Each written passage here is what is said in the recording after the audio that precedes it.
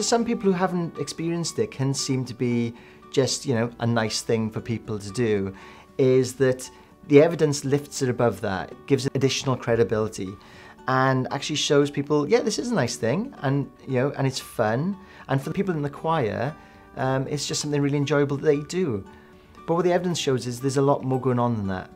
This is actually having emotional and psychological benefits for these individuals, which is incredibly powerful. Now, when we started up choirs, you know, we didn't know what the benefits of that would be for people.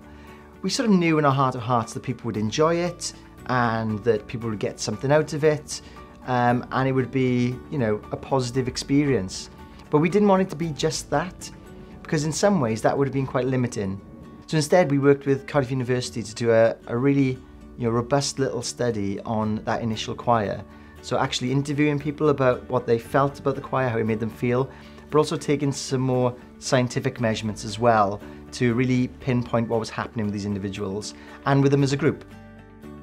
The Sing With Us project is it's actually what we call a mixed method study. So there's two parts of the study. I'm sort of looking after the quantitative bit, which is looking at numbers and getting people to fill out questionnaires about their quality of life. And we've also got a second part called a qualitative part of the study, which is asking people what they think about the study and what they've got out of the choir. Over the 3 and 6 month period, we found improvements in vitality, mental health and anxiety in the patients with cancer.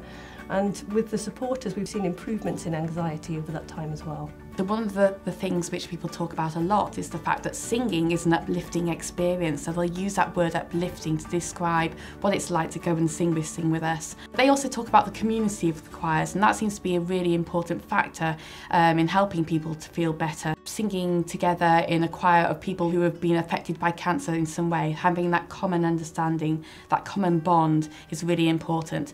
But also doing something together, so creating a piece of music together. Again, it's that bonding experience which seems to help people to feel better. If you've had a rubbish day and you just think, oh, I can't wait for 6 o'clock so I can go to choir, I just come a different person. I just didn't think I would be here this time last year because I was at rock bottom, and I just hear the music and it comes up from my toes, and I just think, oh, I can be someone else today. Sing With Us makes me feel rejoiced, happy, grateful that I got my happiness back, because I lost that for a long time. It does ease pain, and I'm sure it's not only psychological, and I'm sure the research that's going on is going to show that singing and being with people of like mind is really good for your general health and well-being. I would love the medical profession to really look at what we're doing with singing, and I would like them to think, rather than always prescribing drugs, to think, is there an alternative to drugs? And could singing be an alternative? Because we know it works.